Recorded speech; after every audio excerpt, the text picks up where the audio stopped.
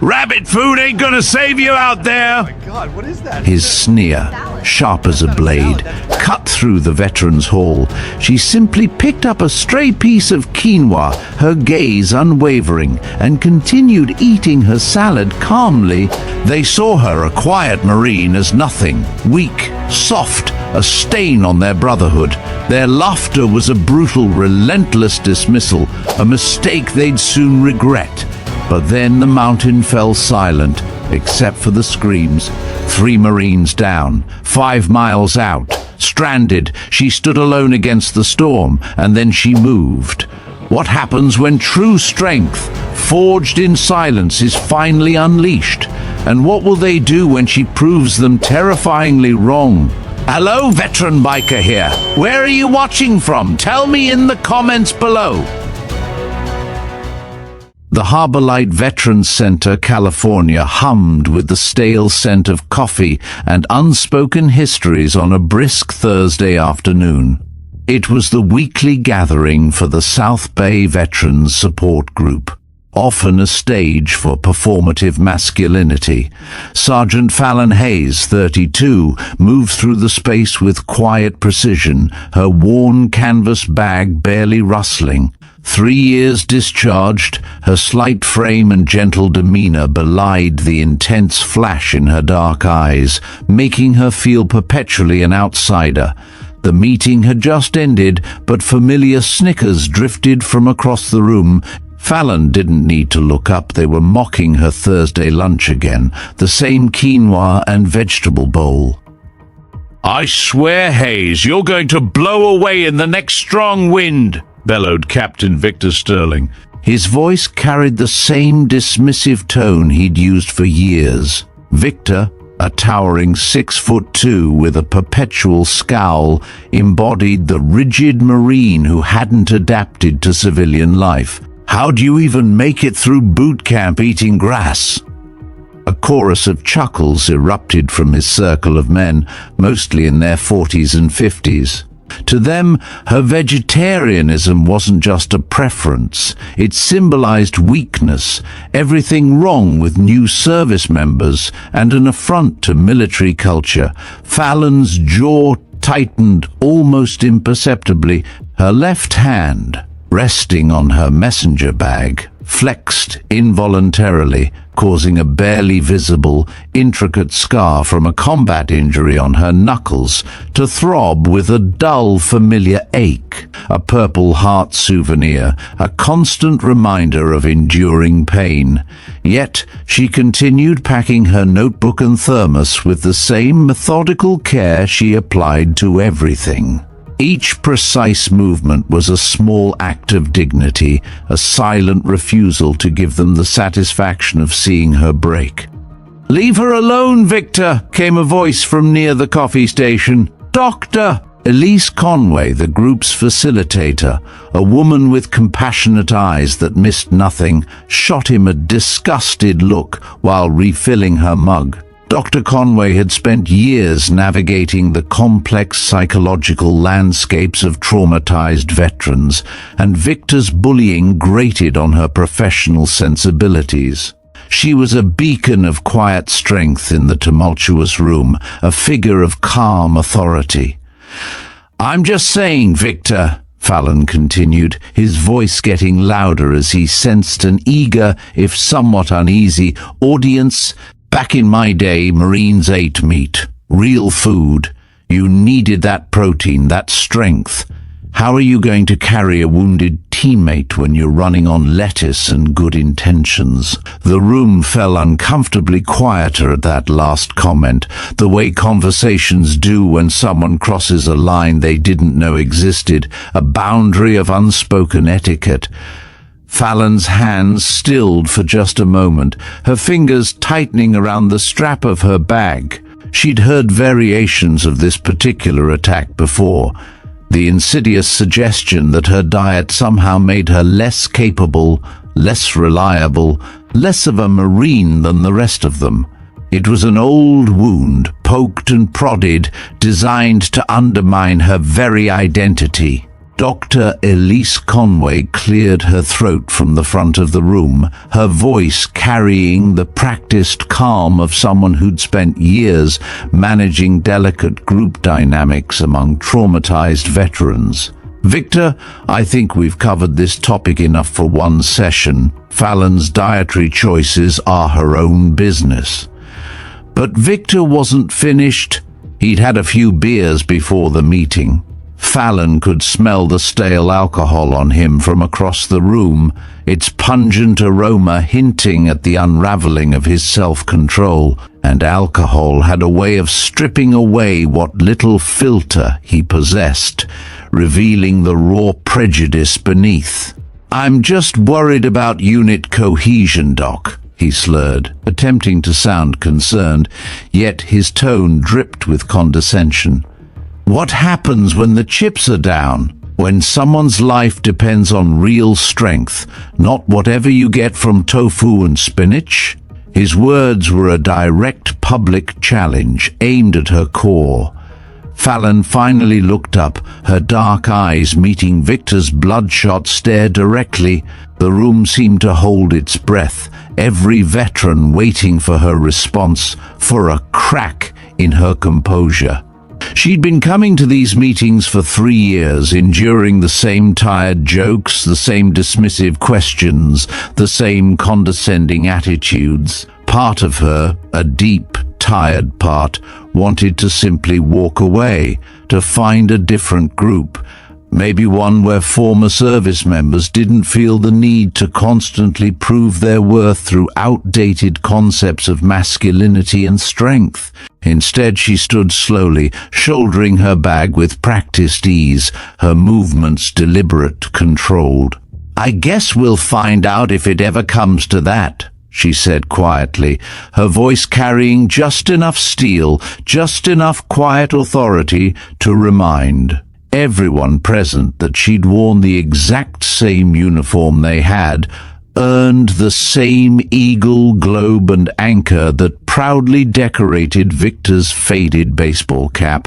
The silence that followed was uncomfortable, charged with the kind of tension that comes when unspoken hierarchies are challenged, when a perceived inferior dares to speak as an equal. Fallon had served 2 tours in Iraq and 1 in Afghanistan, her combat record impeccable, yet her quiet demeanor and unconventional lifestyle choices had somehow diminished her credibility, stripped her of her earned respect in the eyes of her fellow veterans. They saw her vegetarianism not as a choice, but as a fundamental weakness, her gentleness not as compassion, but as an inability to handle the harsh, unforgiving realities of military life. They viewed her choice to pursue healing over hardness as some kind of betrayal of Marine Corps values, a softness that was an affront to their very identity. What they didn't see, what they couldn't possibly see, was the way her hands remained steady when others shook during intense group therapy sessions. They didn't notice how her breathing stayed controlled, almost meditative, when others hyperventilated or spiraled into panic. They failed to observe how she always instinctively positioned herself near the exits, how her eyes automatically catalogued potential threats and escape routes, how her posture remained subtly alert, even in moments of apparent relaxation. These were not traits learned in a yoga studio. These were the deeply ingrained habits of someone who'd seen prolonged combat, who de-operated in environments where a moment's inattention, a split-second lapse in situational awareness, could mean catastrophic death. As Fallon walked toward the exit, she passed by a bulletin board covered with flyers for various veterans' activities, hiking groups, bowling leagues, and volunteer opportunities at local schools. Her eyes lingered on one particular flyer, a vibrant splash of color amidst the muted background. A weekend camping trip organized by the Marine Corps League, designed to help veterans reconnect with nature and each other. It promised 2 days of hiking and campfire stories in the majestic Whisperwind Peaks, a chance to rebuild the frayed bonds that military service had forged in fire. She'd been thinking about signing up for weeks, drawn by the allure of the mountains and the unspoken promise of genuine connection. But Victor's constant, relentless harassment, his insidious questioning of her strength, had made her hesitate. The last thing she needed was to be trapped in the wilderness with people who saw her as a liability, who questioned her fundamental strength and commitment based solely on what she chose to eat. But as she stood there, listening to the continued murmur of conversation behind her, the low thrum of their judgments, Fallon made a decision that would change everything, a quiet defiance that would echo through the coming days. She pulled out her phone and quickly typed a text to the trip organizer, Ethan Croft, confirming her spot on the weekend excursion. If Victor Sterling wanted to question her capabilities, if he truly wanted to test whether lettuce and good intentions could measure up to traditional Marine strength, then she'd give him that opportunity. She would not back down. What Fallon didn't know, what none of them knew, was that in just 2 short weeks, on a treacherous mountain trail in the Whisperwind Peaks, Captain Victor Sterling's condescending question would be answered in the most dramatic, brutal way possible. 3 Marines would fall wounded, screaming in the darkness. Help would be hours away, cut off by the unforgiving wilderness. And the woman they'd mocked for her dietary choices would prove irrevocably that true strength comes from places they'd never even thought to look, from a wellspring of inner fortitude beyond their comprehension. As she pushed through the glass doors of the Veterans Center into the cool California evening, Fallon Hayes had no idea that she was about to become the kind of hero whose story would be told for generations, a legend forged in silence and sacrifice. All she knew in that moment was that she was tired of being dismissed, tired of having her worth questioned by people who confused brute volume with genuine strength, aggression with true capability. The mountain was calling, and Sergeant Fallon Hayes was ready to answer. The pre-dawn light barely kissed the horizon when the alarm clock on Fallon Hayes's nightstand, a simple, unadorned digital device, flashed 5:47 a.m. Her eyes snapped open instantly, 3 minutes before it was even set to ring. Old habits from the Corps died hard, if they ever truly died, and her internal clock still operated on military precision, even after 3 years of civilian life. She lay still for a moment in the quiet solitude of her small apartment, listening. The familiar sounds of her Los Angeles neighborhood slowly stirred to life, the distant, almost meditative hum of traffic beginning to build on Interstate 5, the sharp, intermittent bark of Mrs. Rodriguez, his ancient Chihuahua next door, and the steady, calming rhythm of her own breathing, which had long ago ceased to be a mere biological function and had become a meditation in itself. Fallon's apartment reflected the same minimalist discipline that governed every aspect of her life. The furniture was sparse but functional, chosen for utility rather than aesthetics. A single bed, its corners made with military-precise folds, dominated the small bedroom.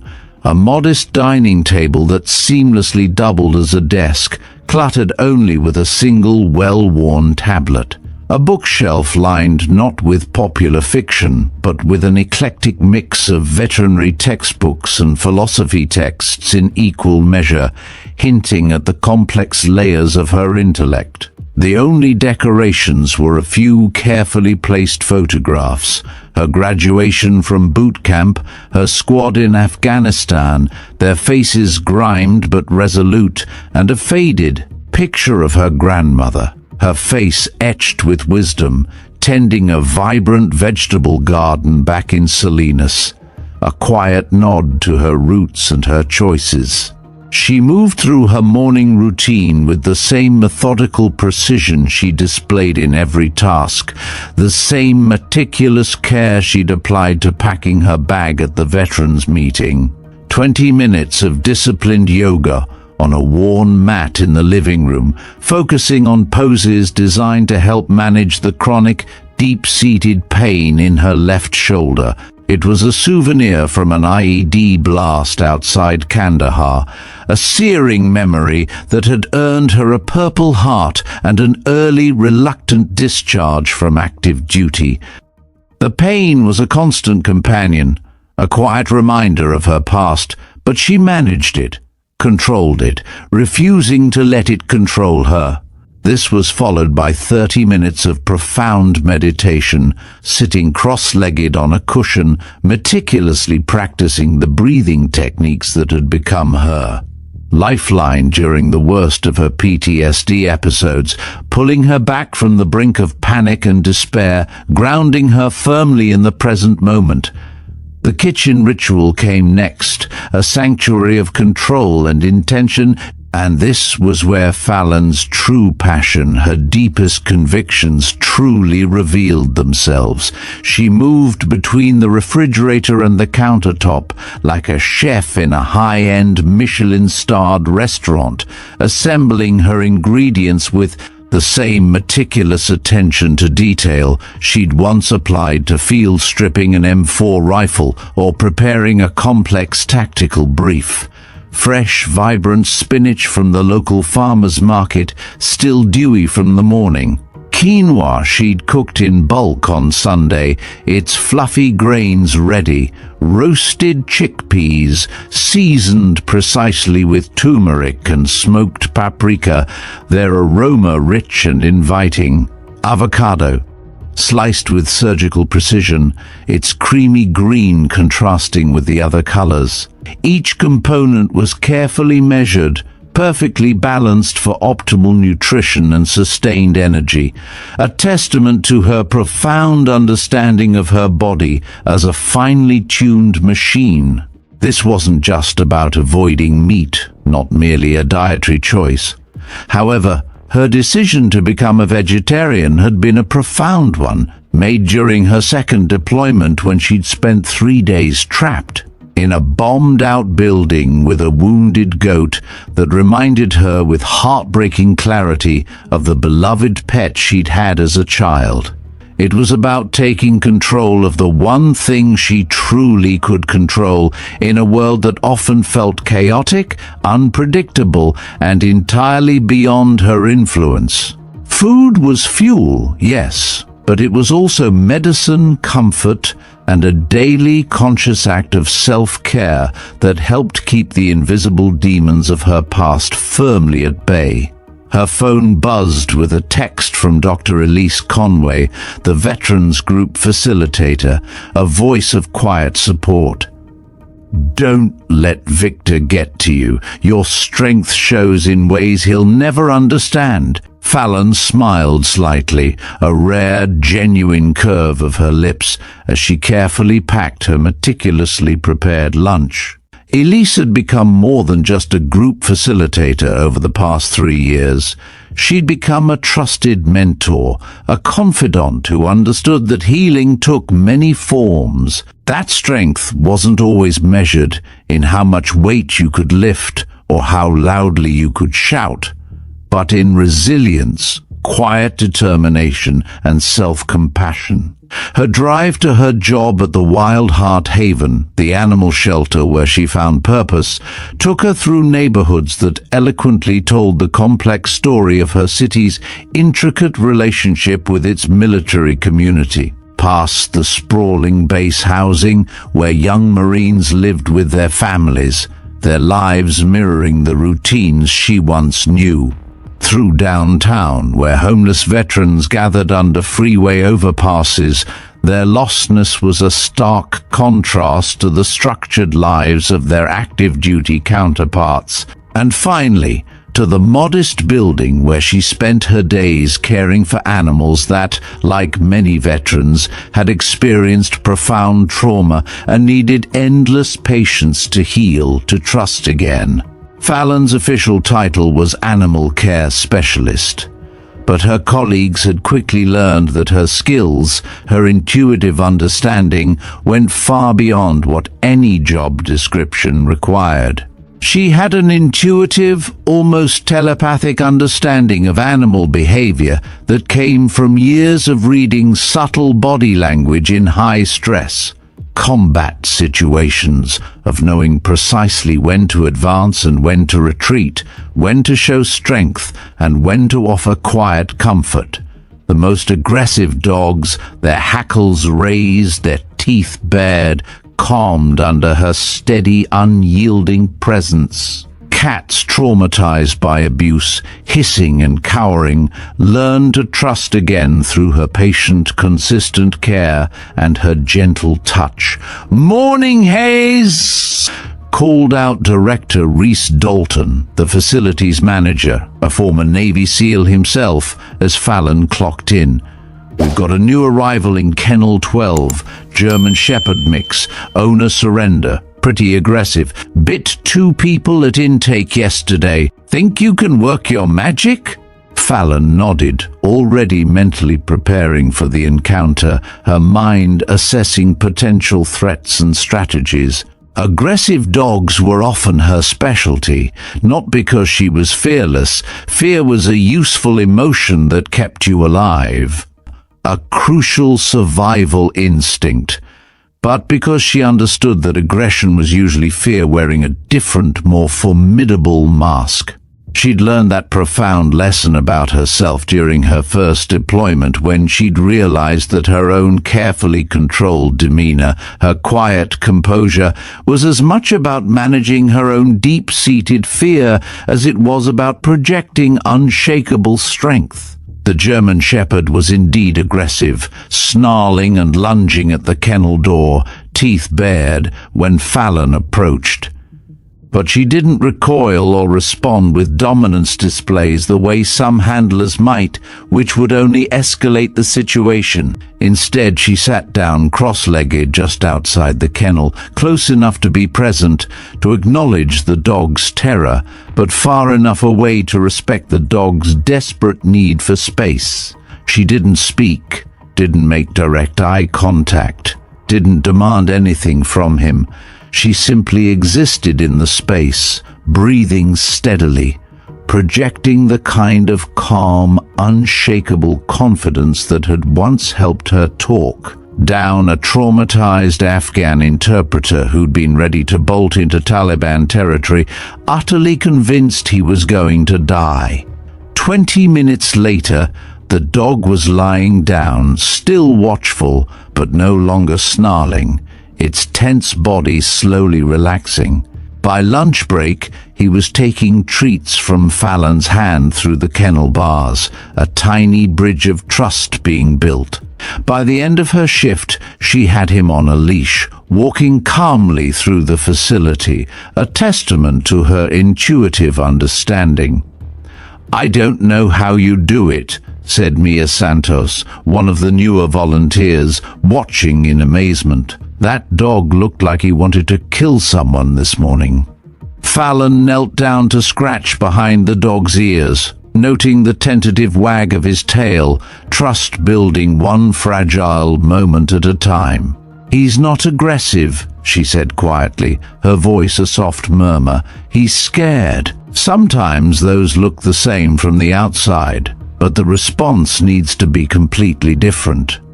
It was a lesson she'd learned about herself, about many of the veterans in her support group, about the world in general. People and animals often acted out of their wounds, their deep-seated fears, and their unprocessed trauma. What looked like weakness to people like Victor Sterling was often the result of incredibly difficult choices, of complex survival strategies that had been necessary at one time but no longer served their purpose, morphing into behavioral patterns. During her lunch break, Fallon sat in the small, sun-dappled employee garden behind the building, eating her carefully prepared meal while reading a text from her cousin. "Corbin, heard you signed up for that camping trip. Are you sure that's a good idea? Those guys give you enough grief already." Fallon typed back slowly, deliberately. Someone needs to show them that there are different kinds of strength. What she didn't add, what she kept locked away, was that she needed to prove it to herself as much as to them. 3 years of civilian life had softened some of her military edge, had taught her gentleness and patience, and the profound value of choosing peace over conflict. But sometimes, late at night when the nightmares came, when the memories surged, she wondered if Victor Sterling might be right. Had she lost something essential when she'd chosen a different path? Had her hard-won compassion inadvertently made her weak? The camping trip would answer that question one way or another. In the looming presence of the Whisperwind Peaks, surrounded by the very people who questioned her fundamental strength, Fallon Hayes would discover what she was truly made of. And so would they. The Marine Corps League meeting room at VFW Post 25,563 buzzed with the kind of aggressive camaraderie that Captain Victor Sterling lived for. Folding chairs were arranged in rigid military precision, coffee brewed in industrial strength urns, its aroma mingling with the familiar smell of Old Spice and testosterone that had followed him through 22 years of active duty and 15 years of retirement. This was his domain, his kingdom of khaki and complaints, where his word carried the weight of rank and tradition unchallenged. Victor stood at the front of the room, clipboard in hand, addressing the 23 Marines who'd signed up for the Whisperwind Peaks camping expedition. His voice carried the practiced authority of someone who'd never quite figured out how to exist without subordinates to command. "Gentleman and lady," he added with a barely concealed smirk in Fallon's direction, singling her out. "We've got 48 hours in some of the most beautiful and challenging terrain California has to offer." The lady comment drew forced chuckles from his usual crew. Sergeant Dax Coleman, a stocky man whose beer guts strained against his Marine Corps polo shirt, leaned back in his chair with the satisfied expression of someone watching his favorite TV show, always eager to validate Victor's opinions. Next to him sat Gunnery Sergeant Kane Orrin, whose permanent scowl had deepened over the years, like lines carved by relentless wind and deep-seated disappointment. These men had served honorably, had answered their country's call, but civilian life had left them adrift, clinging desperately to past glories and outdated notions of what strength truly looked like. "Now this isn't a Boy Scout camping trip," Victor continued, his eyes scanning the room with the intense scrutiny of someone conducting a pre-mission briefing. "We're talking 10-mile hikes through mountain terrain, sleeping under the stars, cooking over open fires, real Marine Corps stuff. I need to know that everyone here can pull their weight, because in the mountains, weakness gets people killed." His gaze lingered pointedly on Fallon, who sat in the back row with the same composed, unreadable expression she wore during support group meetings. She'd learned long ago not to react to his provocations, not to give him the perverse satisfaction of seeing her flinch, of confirming his biases. But Victor wasn't finished making his point. Which brings me to a concern I have, he said, setting down his clipboard and crossing his arms, his posture signaling a definitive statement. We've got someone on this trip whose idea of proper nutrition is rabbit food and tree bark. Now, I'm not saying names, but when push comes to shove, when someone needs help on that mountain, I want to know that the person next to me has the strength that comes from real food, real protein, real Marine Corps values. The room fell uncomfortably quiet. Even Dax Coleman shifted in his seat, recognizing that Victor was crossing a line from legitimate leadership into outright harassment. But Victor had built his post-military identity around being the alpha dog, the self-appointed keeper of traditions, the man who said what others were thinking but didn't have the courage to voice. Fallon felt 22 pairs of eyes turned toward her. Some curious, some sympathetic, most reflecting the same unspoken question Victor had voiced. Could she really be trusted when it mattered? She thought about standing up, about walking out, about finding a different group of veterans who might accept her as she was, without judgment.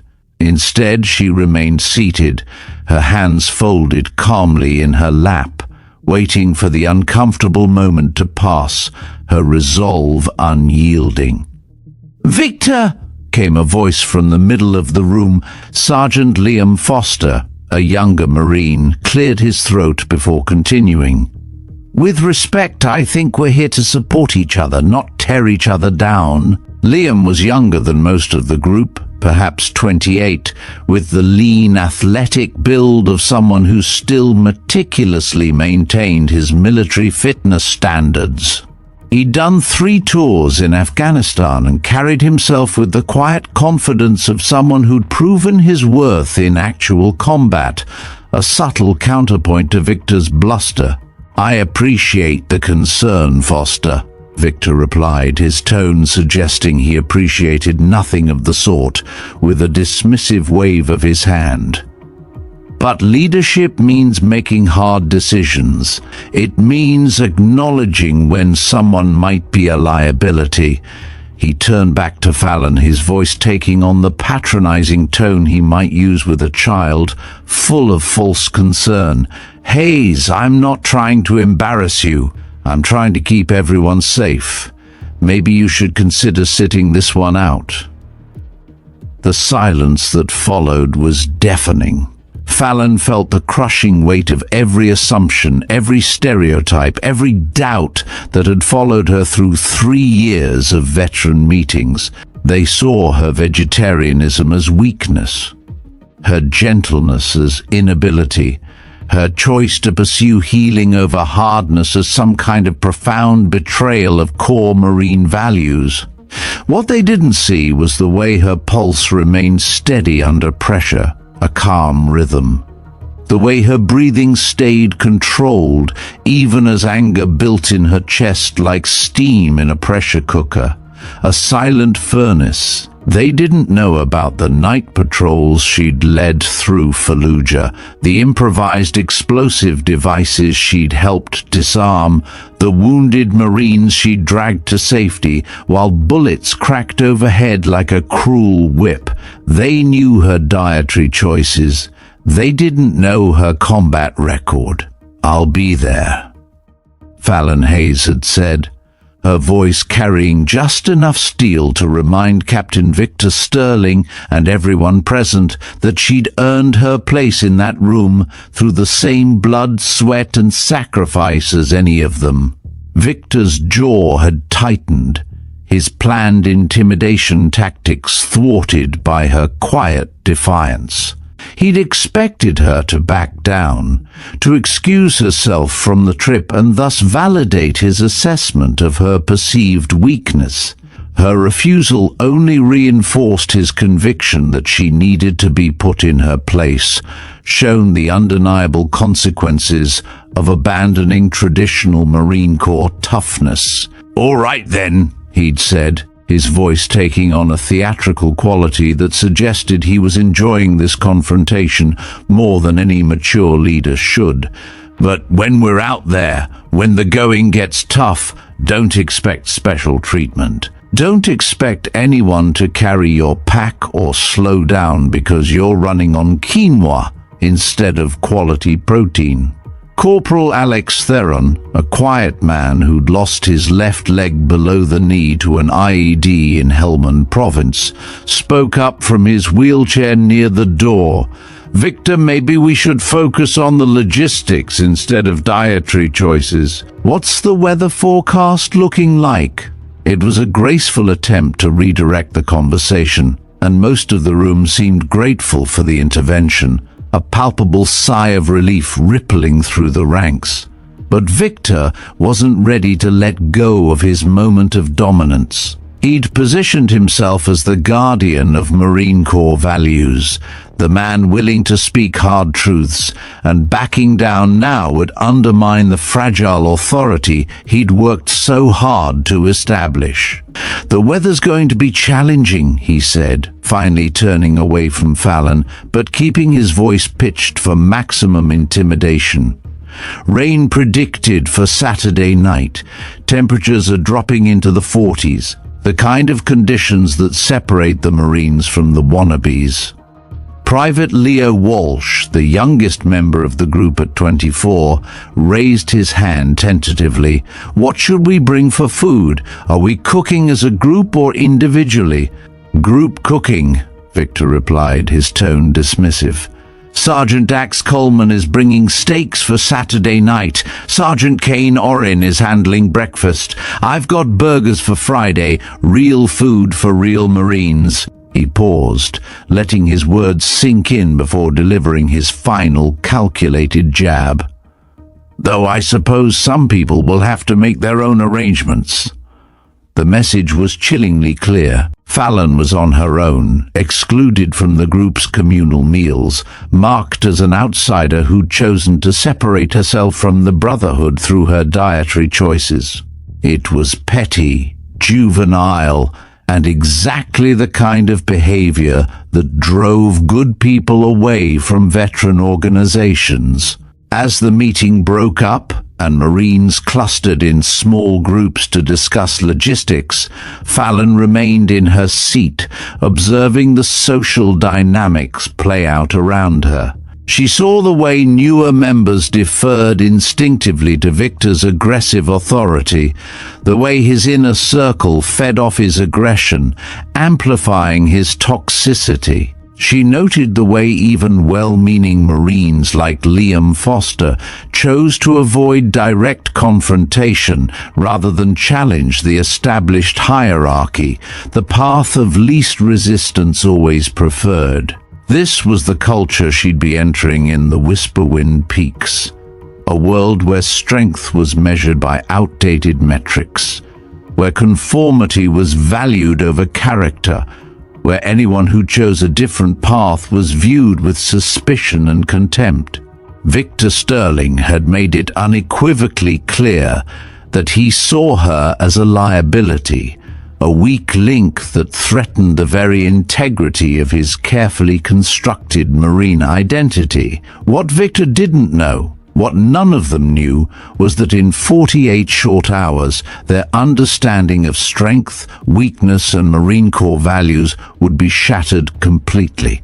The woman they dismissed as too soft, too weak, too different, would prove that true strength has nothing to do with what you eat and everything to do with what you're willing to sacrifice for others. The mountain was waiting, and Sergeant Fallon Hayes was ready to answer.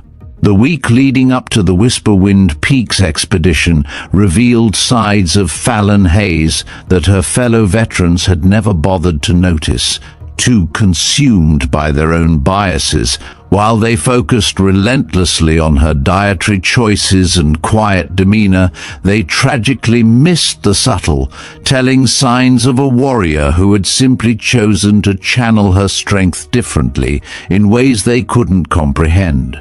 At the Wild Heart Haven, Dr. Lena Albright, the shelter's compassionate veterinarian, watched Fallon work with a particularly challenging case, a massive pit bull mix named Titan, who'd been seized from a dog-fighting ring. The animal had been so profoundly traumatized that 3 previous handlers had tragically recommended immediate euthanasia. His file read like a horror story, detailing aggression toward humans, severe food possessiveness, and an inability to be touched without heavy sedation. Yet here was Fallon, moving through Titan's rehabilitation with the boundless patience of a saint and the strategic, calculated thinking of a seasoned general. "Most people would have given up on him by now, Doctor," Albright observed, watching through the kennel window as Fallon sat motionless, radiating calm, beside the massive, powerful dog who had finally stopped snarling long enough to tentatively accept a treat from her outstretched hand. "He just needs to remember that not all humans are enemies," Fallon replied softly, her voice barely a whisper, never taking her eyes off Titan, her focus absolute. "Trust has to be rebuilt one moment at a time. You can't force it, you can't rush it, and you can't let your own fear contaminate the process." What Dr. Albright didn't fully understand was that Fallon was speaking from an experience that went far beyond mere animal training. She was drawing on profound lessons learned in Afghan villages, in Fallujah, in Ramadi, where one wrong move, one misread signal, one moment of impatience could turn potential allies into deadly, unforgiving enemies. The same subtle, intuitive skills that had helped her navigate complex tribal politics in Kandahar province were now helping her heal a broken animal spirit, reconnecting a lost soul to humanity. "The shelter's insurance company isn't going to like this," Dr. Albright warned, a note of trepidation in her voice. "If he bites someone, if something goes wrong." Fallon finally looked up, her gentle brown eyes meeting Dr. Albright's gaze directly, and for just a moment, Dr. Albright caught a glimpse of something steel-hard, something unyielding and ancient behind those soft features. "He won't bite," Fallon said with the kind of quiet, absolute certainty that came only from someone who'd made life-or-death decisions in the chaos of combat zones. "I know what I'm doing." That same unshakable certainty manifested in other ways throughout the week. During her lunch break, Fallon often used the shelter's small, functional gym to maintain her rigorous fitness routine. Unlike the aggressive, ego-driven weightlifting sessions favored by Marines like Dax Coleman, her workouts were methodical, functional, focused entirely on endurance rather than bulk, and designed for sustained performance. She moved through complex bodyweight exercises with fluid precision, every movement controlled and purposeful. Pistol squats require extraordinary balance and raw strength. Pull-ups performed with such controlled grace that she seemed to float rather than strain, effortlessly defying gravity. Planks held for minutes at a time while her breathing remained perfectly steady, a testament to her profound core strength and mental discipline. Director Reese Dalton, the facility manager, a former Navy SEAL before taking the civilian job, recognized elite-level fitness when he saw it, his discerning eye missing nothing. "You know," he mentioned to Fallon one afternoon, as she finished a particularly impressive set of muscle-ups, her movements seamless. "I've seen a lot of people work out over the years. You move like someone who's had serious training." "Serious, professional training." Fallon toweled off her hands, considering her response, choosing her words carefully. "The Corps taught me to take care of my body. I just never stopped." But it was more than just physical fitness. Reese had noticed the way Fallon instinctively positioned herself in any room, always with clear sight lines to exits, always acutely aware of who was coming and going, always maintaining what military professionals called tactical awareness, a constant, subtle scan of her environment for potential threats or opportunities. He'd seen her reflexes kick in when a new volunteer accidentally dropped a heavy metal food bowl, the way she'd instantly assessed the sound for threat level before visibly relaxing. These were not the casual habits of someone who'd sat behind a desk during their military service. These were the deeply ingrained instincts of a seasoned warrior. "What was your MOs?" Reese asked, using the military abbreviation for job specialty, his curiosity finally getting the better of him. 0311, Fallon replied without hesitation, her voice flat, matter-of-fact. "Rifleman." Reese's eyebrows rose slightly in surprise and recognition. "Infantry, combat arms?" he murmured, understanding dawning in his eyes. This was the job classification that put Marines squarely on the front lines in the most dangerous, unforgiving situations where split-second decisions and unyielding physical courage meant the literal difference between coming home or coming home in a box. Suddenly, her calm confidence, her quiet competence, made perfect, chilling sense. The next day, Fallon's true capabilities revealed themselves in an unexpected way, outside the context of direct combat or training. Mia Santos, the volunteer who'd been amazed by Fallon's work with aggressive dogs, was struggling to move a shipment of 50-pound dog food bags from the delivery truck to the storage room. The bags were awkward, heavy, and the delivery driver, clearly in a hurry, had stacked them carelessly in the truck bed, making them even more unwieldy. "I can call Reese to help with the forklift," Mia panted, already breathless after wrestling with just 2 bags. "No need," Fallon said, hopping up into the truck bed with surprising agility. She began moving the bags with an efficiency that bordered on the supernatural, defying conventional physics. Using proper lifting technique, yes, but also something more, a kind of controlled explosiveness that suggested profound reserves of strength most people never developed, a deeply ingrained understanding of body mechanics. In 20 short minutes, she'd single-handedly moved 40 bags, never appearing to strain, never breathing hard, never showing any sign that she was performing a task that would have utterly challenged most men twice her size. When the delivery driver complimented her on the impressive display, Fallon just shrugged, a dismissive gesture. "It's all about technique and pacing," she said. "Use your legs, keep your core tight, don't fight the weight." But Mia, who'd watched the entire performance with wide-eyed amazement, recognized something far beyond good technique. This was strength born of brutal necessity, developed through years of carrying heavy equipment across difficult, unforgiving terrain, of hauling wounded teammates to safety under fire, of performing physically demanding tasks under the kind of extreme pressure that most people couldn't even begin to imagine. That evening, Fallon received a text from Liam Foster, the younger Marine who'd spoken up for her during Victor Sterling's harassment. "Hey, heard from Reese Dalton that you're pretty impressive in the gym. Want to get a workout in before the camping trip? Could use a training partner." Fallon smiled as she typed back, "Sure. Fair warning though, I don't go easy on anyone."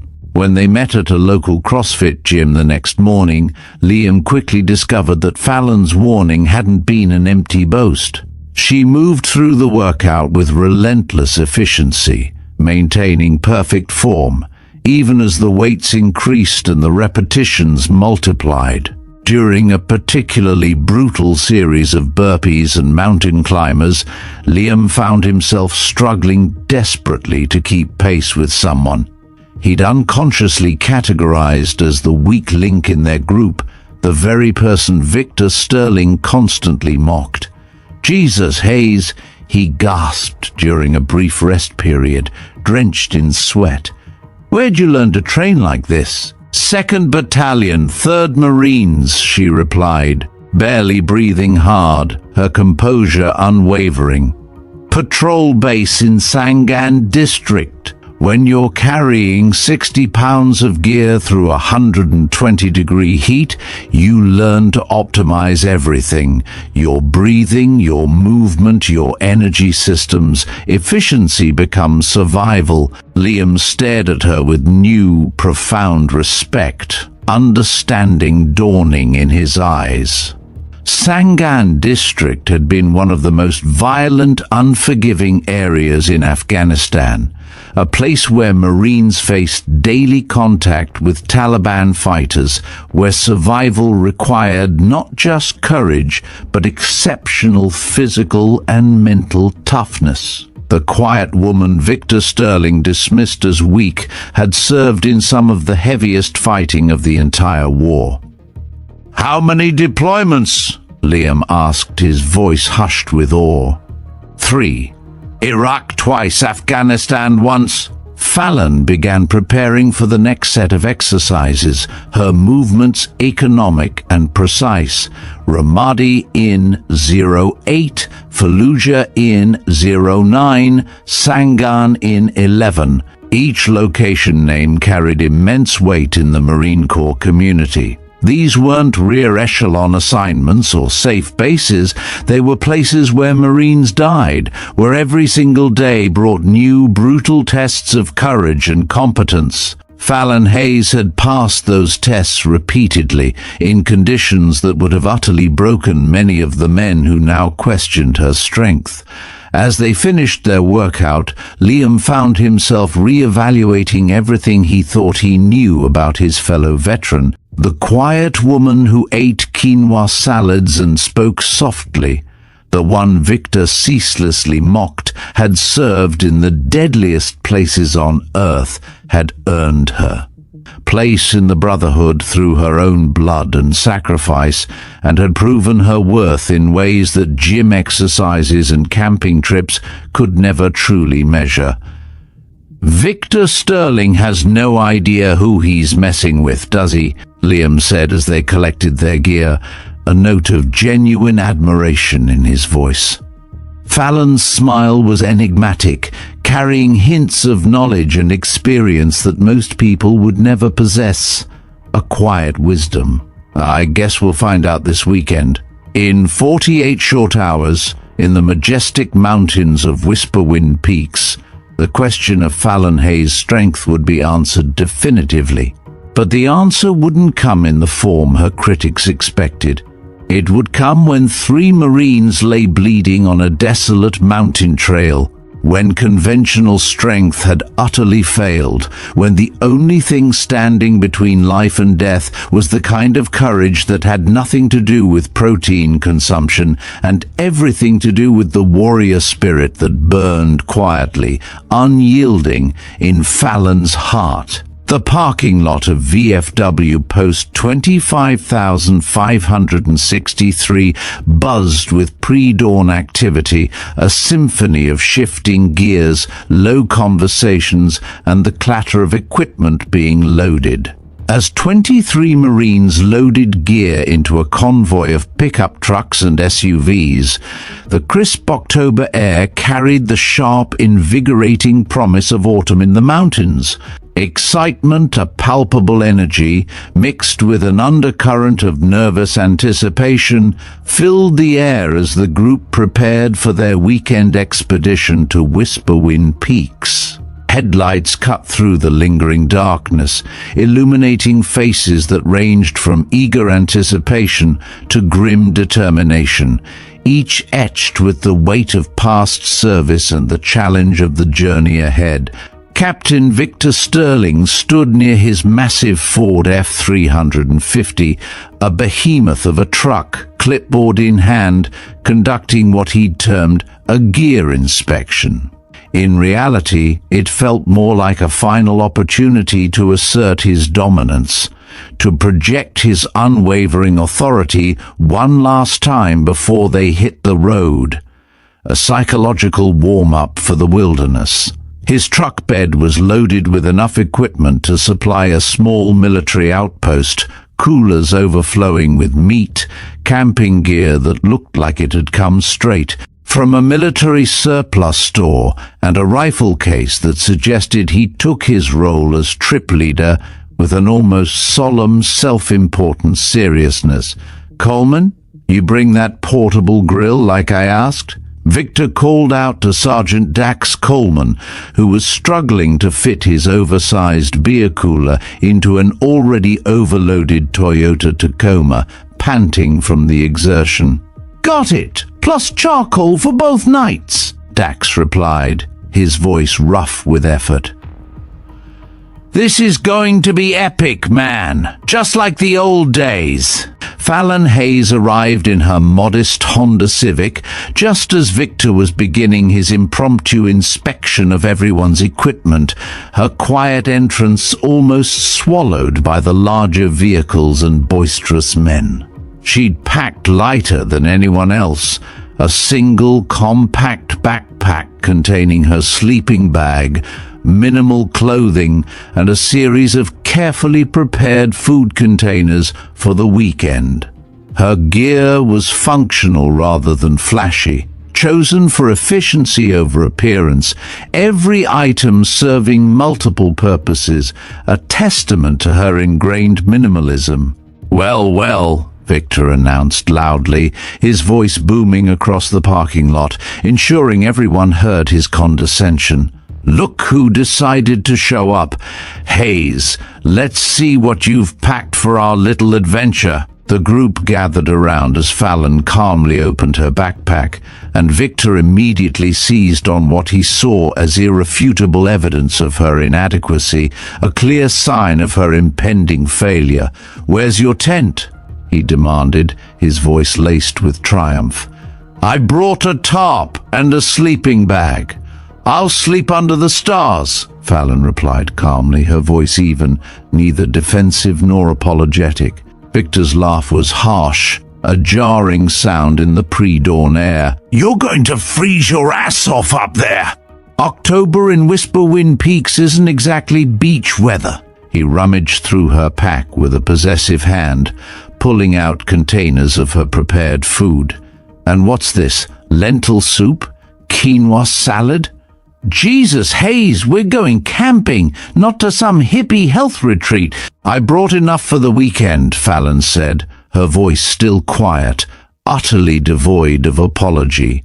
"I won't be a burden on anyone." "Burden," Victor repeated the word, letting it hang in the air, tasting it like something foul. "That's exactly what I'm worried about. When the temperature drops and you're shivering in that sleeping bag, when you're weak from eating rabbit food, who do you think is going to have to take care of you?" Corporal Liam Foster stepped forward, his jaw tight with barely suppressed frustration. "Victor, enough. She's here. She's prepared. Let's just get on the road." But Victor wasn't finished making his point, driven by a desperate need to assert his worldview. "This is exactly the kind of thinking that gets people hurt in the wilderness. Individual preparation affects group safety. When someone makes poor choices, everyone pays the price." Corporal Alex Theron rolled his wheelchair closer to the group, his voice carrying the quiet authority of someone who'd learned about real consequences the hard way, etched in his own body. "You know what gets people hurt?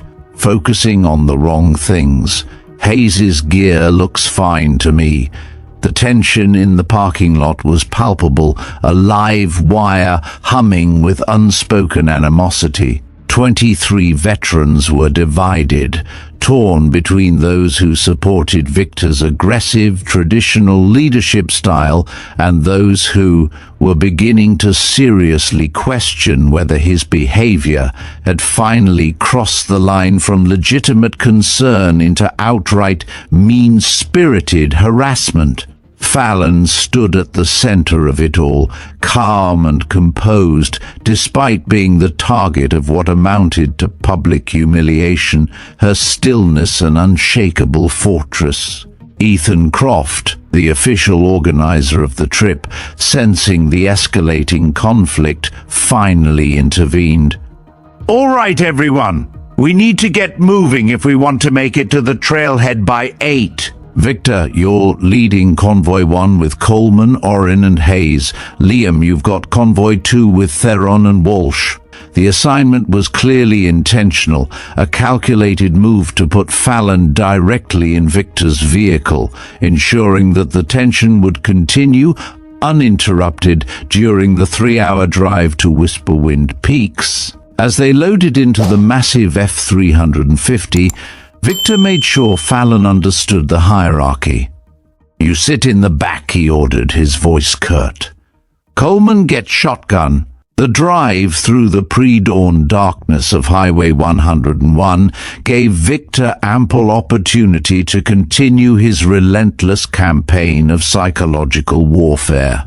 With Dax Coleman as his eager, captive audience and Fallon trapped silently in the back seat, he regaled them with exaggerated stories of his military service. Each tale was carefully chosen, meticulously crafted to emphasize the paramount importance of brute strength, aggressive tactics, and an unyielding adherence to traditional Marine Corps values. "Fallujah, 2004, Victor began, his eyes meeting Fallon's in the rearview mirror, a direct challenge. "We had this one, Lance Corporal, skinny kid from Oregon. Thought he was tough because he could run fast. Well, when the expletive hit the fan, when we needed someone to carry wounded Marines out of a kill zone, that boy folded like a cheap tent. Sometimes you don't know who someone really is until they're tested." The implication was chillingly clear, and Fallon understood that this story, like most of Victor's carefully constructed narratives, was less about historical accuracy and more about establishing his own unshakable dominance, his self-perceived superiority. She'd heard countless variations of this tale before, usually told by men who needed to prove their worth, their masculinity, through other people's failures. "What happened to him?" Dax Coleman asked, playing his role as the appreciative audience, validating Victor's performance. "Transferred out," Victor replied with obvious satisfaction, a triumphant note in his voice. Command realized he wasn't Marine material. Some people just have what it takes when push comes to shove. As Highway 101 gave way to the winding mountain roads leading deep into Whisperwind Peaks, the landscape began to change dramatically. Rolling hills covered in golden sun-kissed grass gave way to steep, craggy ridges topped with ancient, towering redwoods, their massive trunks reaching for the sky. The early morning sun painted the mountains in breathtaking shades of amber and gold that momentarily took Fallon's breath away, a moment of profound beauty. This was why she'd signed up for the trip, not for Victor Sterling's approval, not for external validation, but for this visceral connection to something larger than herself, this powerful reminder that beauty and peace still existed in a world that often felt utterly dominated by conflict and aggression. "Beautiful country," she said softly, almost to herself, her voice barely a whisper, a genuine appreciation for the landscape. "Pretty enough," Victor conceded, his voice still gruff. "But don't let it fool you. These mountains will kill you if you're not prepared. The weather can change in minutes, trails can wash out, people get lost and die up here every year. This isn't some nature documentary, it's serious business. The final hour of the drive took them deep into Los Padres National Forest, where cell phone coverage disappeared entirely and civilization felt increasingly remote, a distant memory. Fallon watched the terrain with the analytical, scrutinizing eye of someone who'd operated extensively in hostile environments. Her mind automatically cataloguing every detail: potential escape routes, vital water sources, natural defensive positions. Old habits died hard, and part of her mind automatically catalogued the tactical significance of the unforgiving landscape they were entering, an ingrained instinct. When they finally reached the trailhead parking area, the convoy gathered for final preparations. The plan was ambitious: a challenging 10-mile hike to a remote campsite, 2 nights sleeping under the vast, star-studded sky, and a different, equally challenging route back to the vehicles. The trail they'd chosen was known for its extreme difficulty, with steep ascents, treacherous rocky terrain, and severely limited water sources. "Last chance to back out," Victor announced loudly as the group shouldered their packs, his voice filled with a final condescending challenge. "Once we start up that mountain, there's no easy way down." Fallon adjusted her pack straps, feeling the familiar weight, and checked her boots one final time, ensuring every lace was secure. Around her, 22 other Marines were making similar preparations, their faces grim, but she could feel the weight of their collective doubt pressing down on her like a physical force. They expected her to fail, to prove Victor Sterling right, to tragically validate all their preconceived assumptions about strength and weakness. What none of them knew, what they couldn't possibly fathom, was that this mountain, this very trail, this weekend that Victor had meticulously designed as a brutal test of her worthiness, would instead become the stage for a demonstration of courage, strength, and unwavering dedication that would profoundly redefine their entire understanding of what it truly meant to be a Marine. In less than 24 hours, 3 of these men would be fighting desperately for their lives.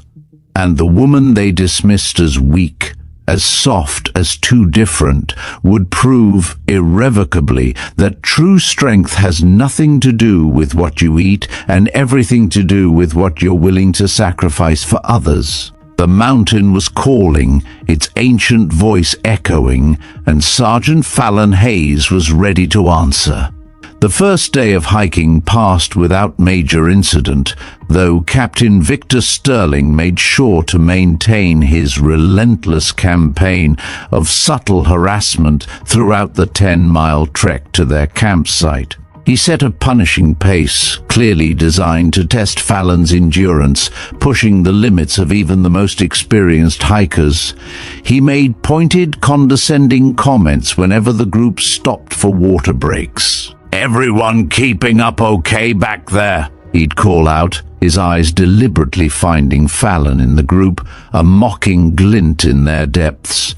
"Don't want anyone falling behind on account of poor nutrition choices." But Fallon had maintained her position in the middle of the pack without apparent effort.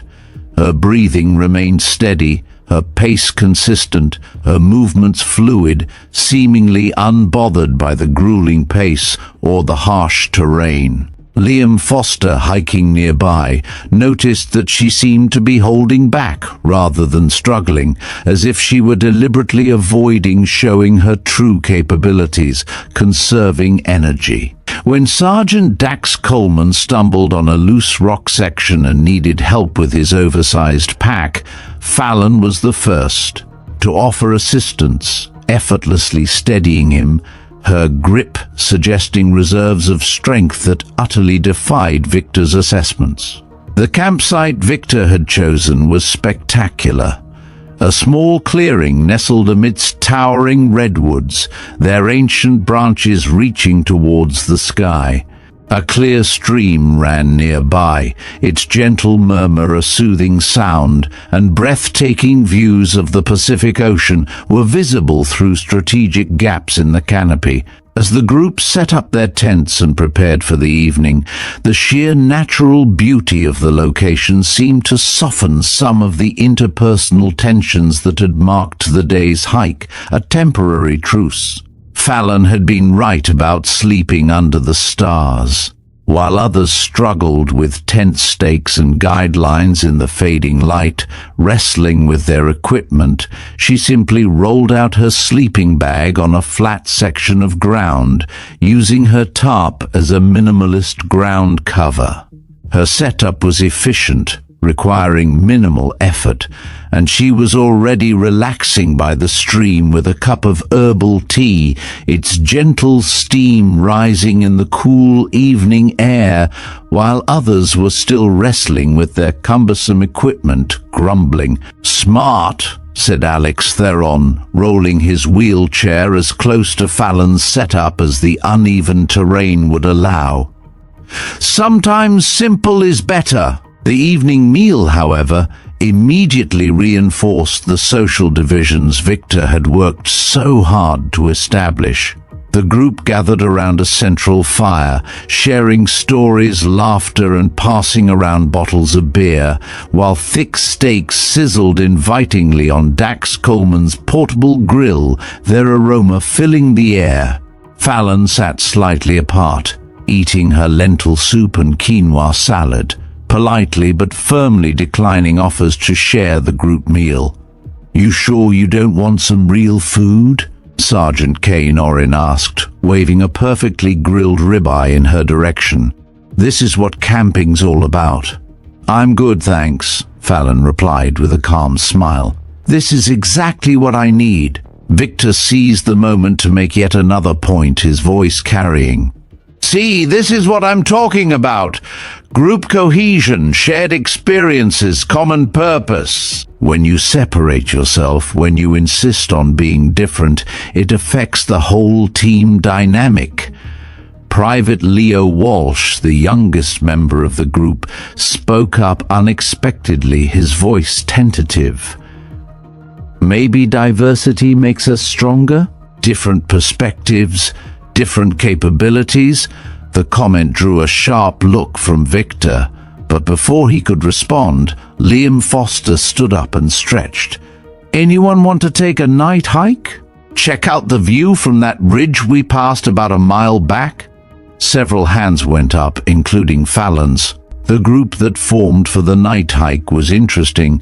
Liam, Leo, Alex Theron, who would wait at the base of the ridge, and surprisingly, Dax Coleman and Kane Orin, who seemed intrigued by the idea. Victor declined, citing the need to maintain camp security, but his real motivation seemed to be avoiding any activity where Fallon might demonstrate competence, where he couldn't control the narrative. The night hike proved to be a revelation. Away from Victor's aggressive leadership and constant commentary, the group dynamic shifted dramatically. Fallon moved through the darkness with confident grace. Her night vision and trail sense were clearly superior to most of the others, her footsteps light and precise. When Dax Coleman stumbled in a particularly rocky section, she effortlessly steadied him, her grip suggesting significant reserves of strength. "Jesus, Hayes," Dax whispered, a genuine note of awe in his voice as they navigated a steep section of trail. "You move like a ghost out here." "Infantry training," she replied simply. "You learn to move quietly when your life depends on it." The ridge offered spectacular views of the coastline, with the lights of distant cities twinkling like scattered stars below them. For 30 minutes, the small group sat in comfortable silence, each lost in their own thoughts about service, sacrifice, and the profound beauty of the natural world they'd fought to protect. "This is why I love these trips," Liam said quietly, reminds you what really matters. The hike back to camp was uneventful, but Fallon noticed something that the others missed, something her honed instincts immediately flagged. The weather was changing. The wind had shifted, carrying the unmistakable briny smell of rain from the ocean, and the temperature was dropping faster than the forecast had predicted, a cold front moving in rapidly. Her meteorological instincts, honed by years of military operations where weather could mean the difference between mission success and devastating disaster, told her that the next day might bring challenges far beyond what the group had prepared for. Back at camp, Victor was holding court around the fire, regaling the remaining Marines with another story about military toughness and the importance of traditional values, basking in their familiar admiration. The night hikers rejoined the group quietly, but Fallon could sense that something had shifted in the dynamic. Dax Coleman and Kane Orin were looking at her differently, with a recognition that hadn't been there before, a dawning understanding. The group began turning in around 10 p.m., with various levels of preparation for the rapidly dropping temperature. Fallon had been right about her setup. Her tarp and sleeping bag combination kept her warm and dry through the night, while several tent campers found themselves struggling with condensation and inadequate insulation, shivering in the cold. At 3:17 a.m., Fallon's eyes snapped open instantly, her combat-trained senses picking up something profoundly wrong in the sounds of the night. The wind had intensified dramatically, howling through the trees, and she could hear the ominous crack and groan of stressed, swaying trees in the surrounding forest. Rain was falling steadily, a cold, relentless deluge, and the temperature had dropped at least 15 degrees Fahrenheit from when they'd gone to sleep, plummeting dangerously. She lay still for several minutes, listening, assessing, her mind automatically running through countless contingency plans, evaluating threats and resources. This wasn't the gentle autumn weather they'd been promised. This was the kind of sudden, violent storm system that could transform a pleasant camping trip into a desperate life-or-death survival situation. The first scream came at 3:24 a.m. Fallon was on her feet instantly, her body moving before her conscious mind had fully processed the terrifying sound.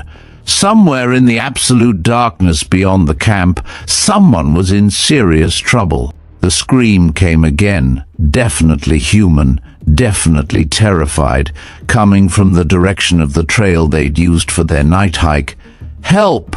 Oh God, help us!" The voice was Private Leo Walsh's, high-pitched with raw panic and agonizing pain.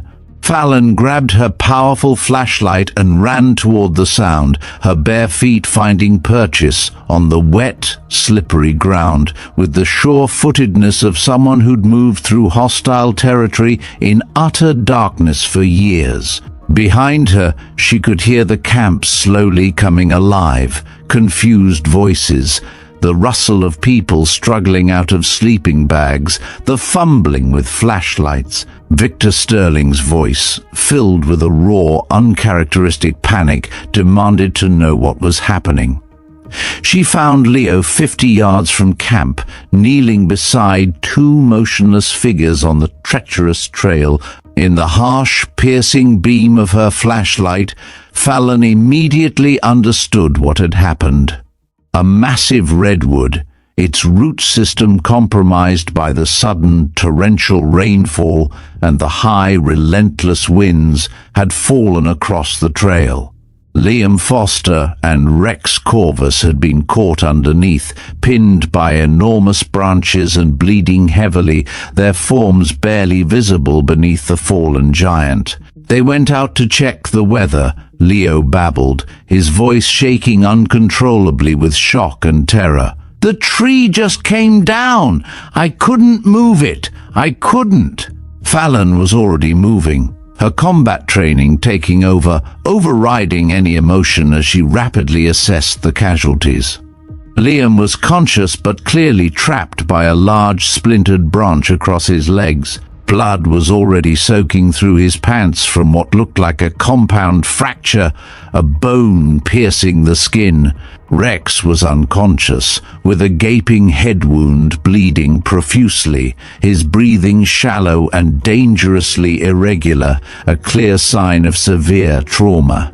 Both men needed immediate medical attention, the kind that was hours away through difficult terrain and worsening weather conditions. "Leo, go back to camp," Fallon ordered, her voice cutting through his panic, carrying the unmistakable authority of someone accustomed to making life-or-death decisions under unimaginable pressure. "Tell Victor we need everyone up here now, and have someone try to get a cell signal. We need to call for help." As Leo stumbled back toward camp, his small flashlight beam bobbing frantically, Fallon knelt beside the wounded Marines and began the kind of triage assessment she'd performed too many times in Afghanistan, her movements precise, efficient. The tree was too heavy to move without specialized equipment they simply didn't have, an immovable obstacle. The weather was deteriorating rapidly, the rain turning into a relentless downpour, making helicopter evacuation utterly unlikely, if not impossible, even if they could call for help. The nearest road was 5 miles away through increasingly treacherous terrain, a seemingly insurmountable distance. In that moment, as cold rain soaked through her clothes and the wind howled like a banshee through the trees above, Fallon Hayes realized that the test Victor Sterling had designed for her was about to become very real. But it wouldn't be a test of whether she could keep up with the group or contribute to team cohesion. Instead, it would be a brutal, undeniable test of whether she, the quiet woman they had mocked for her dietary choices, could save the lives of men who had questioned her strength, doubted her capabilities, and dismissed her as a liability. The mountain had delivered its ultimate challenge, and Sergeant Fallon Hayes was about to prove what kind of Marine she really was. "Ban hon ton dung, twai vokung shin loi vida viet part 5 dai honyo kava lap lai loi veso tu, de la mot sai sot engim tronquatois." The parking lot of VFW post 25,563, now illuminated by the frantic flashing lights of emergency vehicles, buzzed with urgent energy. Ambulances, fire trucks, and a medevac helicopter filled the lot. Paramedian rushed forward as Fallon Hayes, exhausted but resolute, staggered from the tree line, gently lowering Gunnery Sergeant Rex Corvus onto a stretcher. "Ma'am, you need medical attention," one of the EMTs said, noting her hypothermic symptoms and obvious exhaustion. "I'm fine," Fallon replied, her voice raspy but clear. "How's Liam?" "Stable and en route to trauma surgery," the paramedic replied, a note of awe in his voice. "You saved his life." As Rex Corvus was loaded into the helicopter, a flight medic approached Fallon. "Ma'am, I've been doing this for 15 years, and I've never seen anything like what you just accomplished. Carrying 2 men 5 miles each through that terrain in these conditions. It's not humanly possible." Fallon was about to offer a humble answer when she heard Captain Victor Sterling's voice. "It is if you're Fallon Hayes." She turned to find not just Victor, but the entire group of Marines. Their faces, illuminated by the emergency lights, showed awe, shame, and reverence. Sergeant Dax Coleman was openly weeping.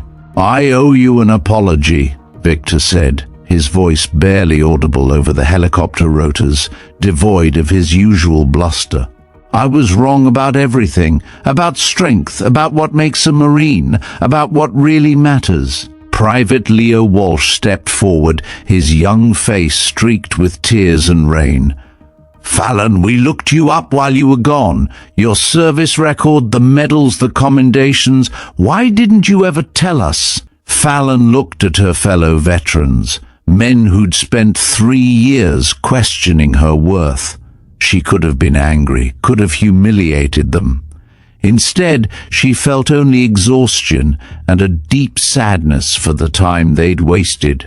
"Because it didn't matter what I'd done before," she said quietly. "What mattered was what I was willing to do when it counted." Corporal Alex Theron rolled his wheelchair closer. 3 tours, 2 Purple Hearts, Navy Cross for valor under fire. "You're a goddamn legend, and we've been treating you like a Marine who made different choices," Fallon finished, a faint, sad smile touching her lips. "Which is exactly what I am." The helicopter lifted off, carrying Rex Corvus toward the trauma center. As the sound of rotors faded, Fallon stood in the parking lot, surrounded by Marines who finally understood that strength comes in many forms. Heroism isn't measured by what you eat or how loudly you speak, but by your willingness to sacrifice. The mountain had tested all of them. Only Fallon had answered without hesitation. The woman they'd mocked for her vegetarian diet had carried 2 wounded Marines to safety, redefining their understanding of courage and reminding them all what it truly meant to be a Marine. The story of Fallon Hayes' impossible rescue mission spread through the veteran community like wildfire. This was deeper, more personal, carrying the weight of recognition. Within hours, the emergency room at Monterey County Hospital had become an impromptu gathering place for Marines who'd driven from across California to check on their wounded brothers and to see the woman who'd carried them to safety. Liam Foster, his legs immobilized, held court from his hospital bed, telling anyone who would listen about the 5-mile journey that had saved his life. "She moved like a ghost," he repeated. "Every time I thought she might break, she just kept going." Rex Corvus's condition remained critical, but his vital signs were stable, doctors crediting Fallon's quick decision-making and rapid evacuation. Another hour delay, Dr. Lena Albright told the assembled Marines, and Sergeant Corvus would have suffered irreversible brain damage or death. Fallon herself had been treated for exhaustion, dehydration, and mild hypothermia, but refused to stay overnight. By noon the following day, she was back at the Wild Heart Haven, quietly returning to her work with traumatized animals as if nothing extraordinary had happened. Her supervisor, Director Reese Dalton, found her in Kennel 12 with Titan, the aggressive German Shepherd. "You know there are reporters calling here," Reese said. "CNN, Fox News. Everyone wants to talk to the woman who carried 2 Marines to safety." Fallon continued her gentle ministrations to Titan. "I carried 2 Marines," she corrected quietly, "and they weren't stories for reporters. They were Marines who needed help. But the story had taken on a life of its own, amplified by social media posts and the human fascination with heroism." The Marine Corps' Public Affairs Office had been fielding calls from news organizations across the country. Captain Victor Sterling found himself in an uncomfortable spotlight as reporters tracked down members of the Whisperwind Peaks expedition. His 3 years of dismissive comments about Fallon's diet and capabilities had been witnessed by too many people. "I was wrong," he told Mia Santos of Channel 7 News, his bluster replaced by genuine humility. "Dead wrong about everything. Fallon Hayes is the finest Marine I've ever served with, and I spent 3 years too blind to see it." The interview, broadcast during the evening news, showed a broken man grappling with his prejudices. Asked about Fallon's vegetarian diet, Victor struggled. "I thought strength meant one thing," he said finally. "I thought being a Marine meant fitting a certain image. Fallon Hayes taught me that real strength comes from character, not protein consumption. Real Marines don't judge each other by dietary choices. They judge each other by what they do when lives are on the line." The story resonated far beyond military circles. Dr. Elise Conway, the Veteran Support Group facilitator, found herself fielding calls from other therapists who wanted to understand how someone could endure such harassment while maintaining grace and dignity. "She never responded with anger," Dr. Conway explained. "She simply continued being who she was, a healer, a protector, someone whose strength came from service rather than dominance. When the moment of truth arrived, that authentic strength proved infinitely more valuable." The transformation in the Veteran Support Group was immediate and profound. Sergeant Dax Coleman, one of Fallon's most persistent tormentors, appeared at the next Thursday meeting with a prepared statement, reading with shaking hands. "I want to apologize to Fallon Hayes and to everyone," he began, voice barely audible. "For 3 years I participated in behavior unworthy of a Marine. I made assumptions based on ignorance and prejudice. Fallon Hayes embodied everything we claim to value: courage, sacrifice, loyalty, honor, and we mocked her because she ate differently. That ends now." Similar transformations swept the veteran community.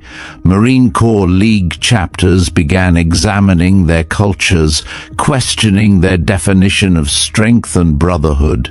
Fallon, dismissed as weak, had sparked crucial conversations about toxic masculinity and prejudice. General Evelyn Thorne, Commandant of the Marine Corps, issued a powerful statement distributed worldwide. "Corporal Hayes's actions remind us that heroism comes in many forms," the statement read. "Strength is not defined by appearance or dietary choices. The Corps is strongest when we judge Marines by their character and actions rather than conformity to arbitrary standards." Media attention grew. Fallon's story hit the front page of the Washington Post, featured on Time magazine's cover. The Today Show, Good Morning America, and 60 Minutes all requested interviews. But Fallon remained focused on her work, healing, protecting, and serving others without fanfare. "The real measure of this story," she told Dr. Conway privately, "isn't what I did on that mountain. It's whether people learn something about judging others, about the many different ways strength can manifest." Pressed by reporters, Fallon humbly stated, "Any Marine would have done the same thing. We don't leave people behind. That's not about being vegetarian or carnivore, male or female. That's about being a Marine." The mountain tested them all, but Fallon understood the real test was character. In carrying 2 wounded Marines, she carried a reminder that true strength comes from service. Real courage is quiet, and the most powerful warriors are often those who appear gentlest in times of peace. The people who'd mocked her diet would never make that mistake again. 6 months later, Fallon stood before a packed auditorium at the Fortis Marine Academy in Quantico, Virginia. The invitation came from the Commandant's office, part of a new initiative examining leadership and inclusion.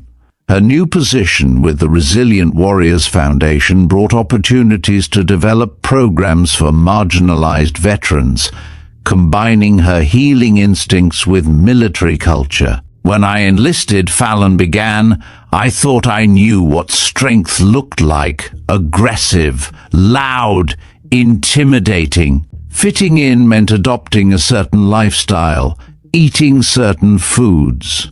She paused, letting her words sink in. 3 years ago, fellow Marines questioned my strength because I chose not to eat meat. I endured harassment because I didn't fit their definition. Colonel James Patterson, a career infantry officer, shifted uncomfortably. Fallon's story was required reading. What they didn't know, Fallon continued, was that I'd served 3 combat deployments, earned 2 Purple Hearts, and received the Navy Cross for actions under fire. My service record wasn't the point. The point was that they decided my worth based on superficial characteristics. Fallon showed a slide of Liam Foster walking, fully recovered. Doctors said he'd never walk normally. They were wrong. Marines exceed expectations. Another slide, Rex Corvus promoted to Staff Sergeant. Neurosurgeons weren't sure he'd survive his brain injury. They underestimated proper medical care. The final slide showed the expedition group at a reunion, faces transformed from prejudice to humility and respect. These Marines learned strength comes in many forms. Courage isn't always loud, and the dismissed might be the ones we need most. The auditorium was silent, hundreds of Marines hanging on every word. Captain Victor Sterling now runs diversity and inclusion workshops for Marine Corps League chapters. He tells his own story of prejudice and transformation, helping others recognize biases. Fallon's presentation continued for 40 minutes, weaving lessons about leadership and judging others by surface characteristics. The Marine Corps is at its strongest when we judge each other by our actions, not our appearances, Fallon concluded. During Q&A, a young Lance Corporal asked how to change decades-old cultures. One person at a time, Fallon smiled. One conversation at a time, one act of courage at a time. You change them by being authentically yourself and letting your actions speak louder than other people's assumptions. After, General Evelyn Thorne personally thanked Fallon. Your story has sparked conversations throughout the Marine Corps. Thank you, ma'am, Fallon replied. But real credit goes to Liam and Rex, and to the Marines who had the courage to examine their own prejudices. As Fallon left Quantico, she reflected on her journey. Her primary focus now was helping marginalized veterans. Liam Foster texted, "You're changing the world one Marine at a time." Dax Coleman, "My daughter's joining the Marines next year. She's a vegetarian too. Thank you for showing her that she belongs." Fallon learned true strength isn't about proving yourself to others. It's about being authentically yourself and serving regardless of opinion. She proved real Marines don't judge by diet or appearance. They judge by action when others need help. Sometimes the greatest act of courage is simply being who you are without apology. She found that courage in carrying wounded Marines. The real rescue was redefining strength. And so, Fallon Hayes' extraordinary journey reminds us how easily we misjudge the depth of strength hidden beneath an unassuming exterior. She faced relentless mockery, dismissed as weak and clueless, yet revealed a profound courage and unwavering spirit that defied every expectation. Her silent resilience, her classified past, and her undeniable capabilities redefined what it truly means to be powerful. The quiet acts of justice that followed, where her tormentors faced the direct consequences of their own arrogance, proved that truth always finds a way. This is the kind of story veteran biker loves to share, tales of raw courage, unexpected heroes, and the profound lessons hidden in plain sight. If Fallon's journey resonated with you, if it sparked inspiration, please hit that like button. It genuinely helps us know what stories connect most. And if you haven't already, subscribe and join the veteran biker community. We're constantly bringing you narratives that explore strength, perseverance, and the often unseen battles that shape us all. What was the most impactful moment for you in Fallon's story? Did her quiet strength surprise you, or did you see it coming? Share your thoughts and reflections in the comment section below. We love hearing from you and engaging with your perspectives. And while you're here, don't miss out on more incredible true-to-life stories. Check out the videos appearing on your screen right now. They're handpicked just for you. Thank you for watching, for listening, and for being a part of the veteran biker journey. We deeply appreciate your support.